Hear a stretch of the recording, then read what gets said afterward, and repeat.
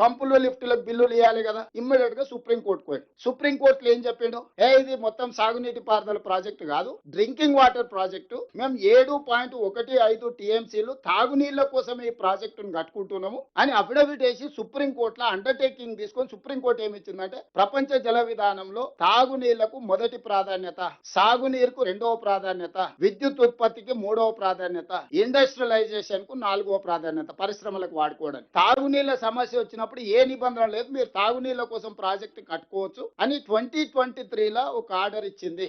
ఈ రోజు మాట్లాడుతున్న హరీష్ రావు చంద్రశేఖర్ రావు గారు 27,000 కోట్ల రూపాయలు ఖర్చు పెట్టిన పాలమూరు రంగారెడ్డి ఎత్తిపోతల ప్రాజెక్టును సుప్రీంకోర్టు ముందర ఇచ్చిన అఫిడవిట్ అఫీషియల్ రికార్డ్. ఇది మనం ఏం చెప్పట్లేదు, రేపు అసెంబ్లీలో ఆ రికార్డ్ అంతా తీసి చూపిస్తా.